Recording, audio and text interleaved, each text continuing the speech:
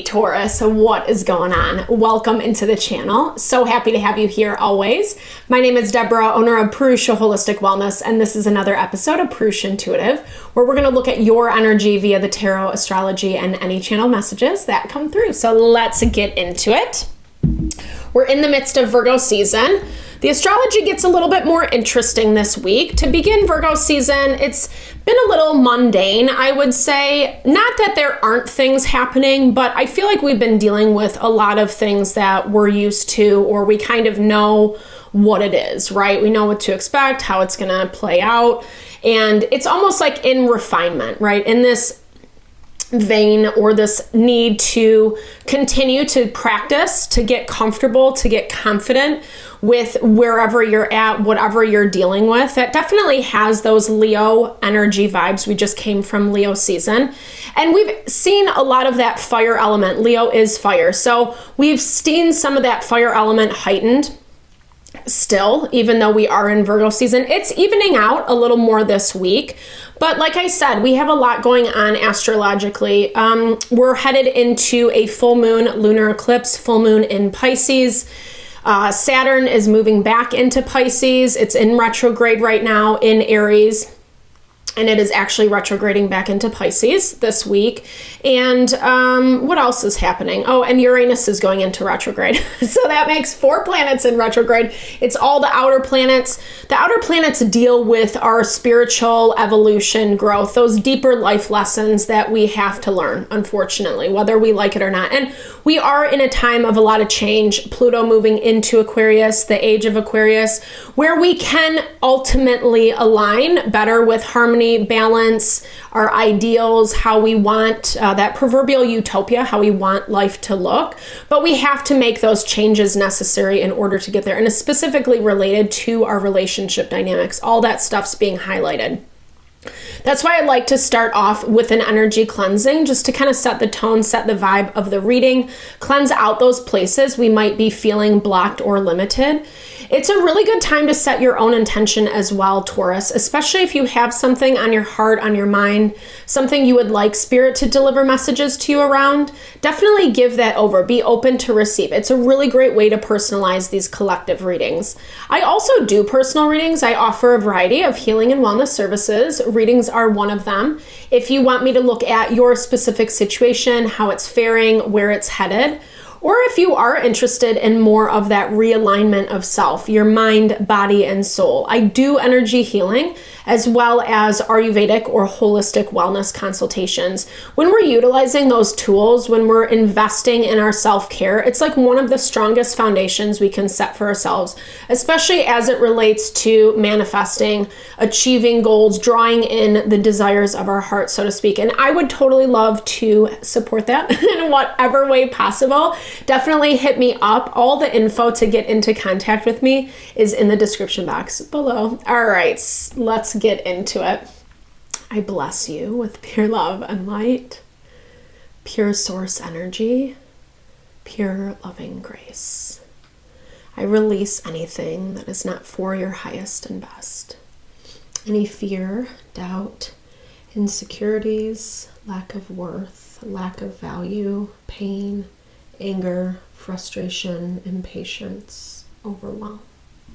Cleanse it and release it from our being, so I may see and understand the messages clearly and help to make me a clear and open channel for the collective.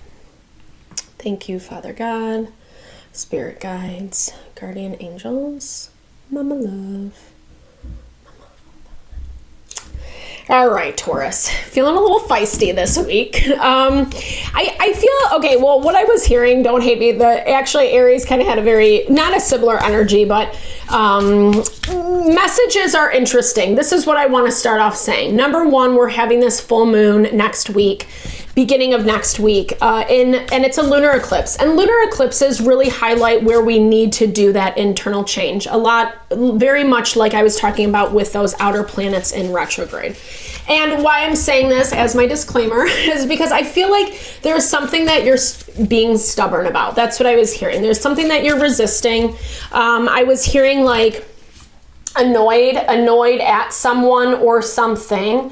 annoyed that something was right, and maybe in a way that you didn't want them to be. Like maybe someone, and I don't even know if it's like someone calling you out on your stuff, because I don't get that vibe. I just feel like it's someone who maybe spoke some words of truth, and maybe even unbeknownst to them, and you're actually seeing, you didn't want that, but like you're actually seeing that it's kind of true, you know?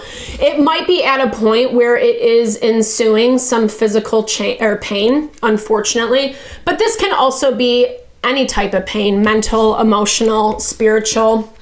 I was getting a piercing pain on my temple, like as I was preparing for your reading. So that could be something that's happening. Maybe you're getting a lot of headaches or just feeling like mental fog, lack of clarity, etc. Neptune is in retrograde right now as well. It's actually with Saturn is what I was saying. It's with Saturn. Even though Saturn is retrograding back into Pisces at this point, basically the conjunction really talks about how we have to look at those deeper places that need more refinement, places that we need to trust ourselves, not just take things at surface value. I feel like there's a level of annoyedness because it's like sometimes you just don't want to have to think that hard. It's that value of, if I put the right work and energy in the right places, it's going to garner me the right results. And yeah, I mean, I think that's what we all want. But unfortunately, sometimes there are things that we come into, i.e. karmic relationships, that teach us lessons. That's really all karmic relationships mean. It's just like people that come into our lives, whether you want to see them as karmic or not, it's up to you. But it is those life teachers. And we're having a lot of those dynamics right now, especially with Pluto moving into Aquarius and all that astrological stuff I was talking about before. So I think that like it does kind of look like, again, maybe you took something for granted, because I feel like you're getting a lot of warning signs at this point. There is a little resistance. That kind of goes back to what I was picking up around you being stubborn. And you are earth energy, so sometimes if we get stuck in our ways, it's like very easy to stay there. Why I'm saying this, not to like point the finger at you, but really just to like shed a little light on, maybe caution you, because it's getting to a point where it's almost like if you don't stop, or if you don't take a break, or if you don't think through this a little bit more intentionally, it can definitely go down a slippery slope. It's hard because this is something that you are connected to, something that like you have desires of how you want this relationship to look, but it's changing, and it looks like sorry, gosh, dude, now that like pain is getting really, really intense, really, really strong, just, you know, confirmation if anyone needs it. So it looks like someone's taking a different turn. Like, I feel like they might not, what I'm seeing is they're probably not saying anything to you directly. I think this is a lot of things that you're picking up. Someone's not as interested in anymore. I think their perspective, their approach or commitment to something with you is changing, and you can feel that. And this is just someone who's kind of like interested in their own stuff and what they have going on, and maybe not putting you in the equation. Like, on some level, keeping the peace or pretending they're keeping the peace, but are they really? And I'm not saying this so that you get all skeptical or paranoid or whatever. It's not about that, because whatever this is, like, you're already picking up on it. That's where this message of warning is coming into play. Someone might even be divulging something to you that like you just don't vibe with, but like it feels like something that's really kind of off-putting, you know? Like giving someone a hall pass just because you don't want to look too deep into it, back to that earlier channeled message. And some of this is coming from this space of being a little bit selfish. I'm not hating by saying that. I'm saying that because when we get into these places where like we're only thinking so far. It can be about fulfilling an ego or the way something looks or feels or whatever. But it's at this point where I do feel like you're becoming a little subservient to someone else's agenda, an agenda that really is not matching your own anymore. Who is, let's see how they're pushing things forward. Six of Swords energy. I mean, you are seeing them as being limited, like not thinking things through. Yeah, this is just someone who's, their reasoning, their approach is completely different from yours. Knight of Wands, the Devil, and the Strength card. And we have this snake. That's always like the most apparent thing to me in this Strength picture, because Strength is about that ability to overcome. It's not fun. It's not something you necessarily want to do, but you have to do for your betterment. And whatever this person's situation is trying to either rope you into or get you on board with, or even if they just like don't care and you like they just want you to turn a blind eye. There's something about this that I feel like it looks like they're playing with your mind a little bit. And I think this is where that manipulative component's coming into play.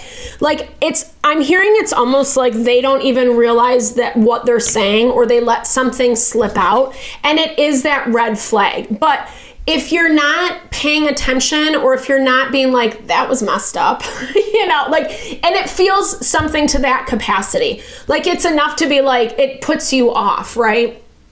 And I feel like in some ways, or it looks like with this Eight of Swords, like they're trying to keep you small. They're trying to keep you limited. That's just how they go about things. And you're buying into it to some capacity, because they're selling something on the surface, on the superficial value that's making you think it's better than what it actually is.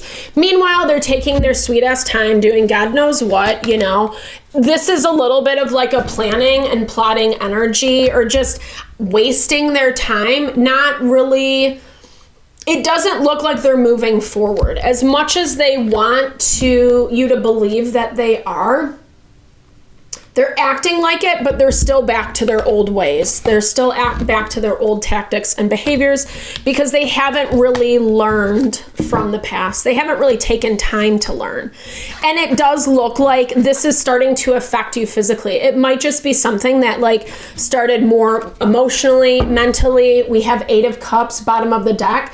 It might be this certain level of stress that they're putting on you. Silver lining is you're moving towards this energy of learning. So Virgo energy forces us to slow down a little bit, because we're taking care of ourselves, our health, our well-being. In Ayurveda, like this summer, it accumulates all this energy, right? And so it's really good to like cleanse or detox during this time, change of season, because it really helps us purge out whatever toxins we've accumulated, right? And that's kind of what I'm feeling for you, is this level of like, whether it's a person that's toxic, or a situation, or a pattern, or whatever, it's starting to affect you physically.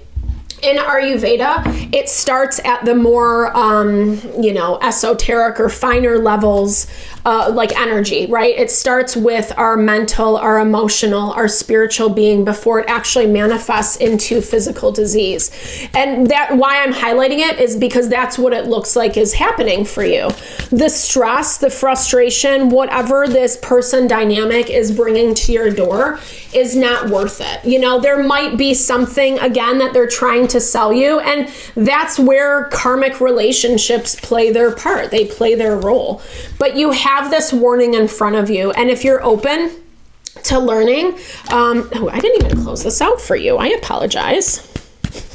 I see you, with the learning card, I do feel like you're naturally moving in that direction. Yeah, because it's putting you in a place of more strength. Whatever this person is selling you, it's making you feel uncertain or limited. And as soon as we kind of are able to overcome those limiting beliefs, or like, hey, I don't deserve this, or that's weird, or why would you do that? Or, as soon as we start to kind of question, that's where we step into this place of power, of being able to decide who and what we give our energy and our power to. And that's really what this is all about. Eight of Swords is that value of being trapped in your own limitation, your own thinking, even if they're ideas imposed on you by other people, other forces, right? There's a reason why you want to keep this situation around. It looks good, it feels good, it's giving you certain benefit, but it's that feeling like when everything's said and done of emptiness and like something's just not quite right. I am listening. I love this. I know that sitting in silence is the surest way to hear my intuition speak. We don't do that enough present day. There's so much distraction, so much activity, overstimulation, oversaturation, and being in silence, whether you want to meditate. I'm a huge fan of transcendental meditation with a mantra. It adds so much value. It really just like cleanses our consciousness, our ability to think and process and understand things on a deep and intuitive level so that we're not getting caught up in whatever this BS is. I am trusting the process. I know that everything aligns for my highest good. Keep that in your heart today, this week, Taurus. It's hard to surrender. I think, earth energy, well, we all have ways, but it can be hard to let go or just trust that things are going to unfold, that pain is coming back in. Maybe that's an area where you got to give yourself a little bit more love, invest in yourself, right? Like I find the easiest way to not get so caught up in the fear and the anxiety is like do something I like to do, something that will take my mind off the nagging anxieties, right? I am right here. I know that I must stay in the present moment to enjoy the journey. And that's exactly what I was just saying, right? Find something that like honors your present moment, because a lot of times we don't have to deal with stuff 24/7, right? That's the fear, the anxiety, the mental disconnect that's trying to disconnect us from ourselves, that pragya aparad in Ayurveda, where in reality we deserve to be strong and stable and centered and grounded, and that's really where we find fulfillment. So I hope this helps, Taurus. So thank you so much for your time, energy, always. I hope you found messages that resonated for you here. Definitely drop comments below. I would love to hear, or just connect, say hey, share in a little love, a little TLC. I so appreciate all the support to the channel. Know it blesses my heart. I'm sending love and blessings back to you.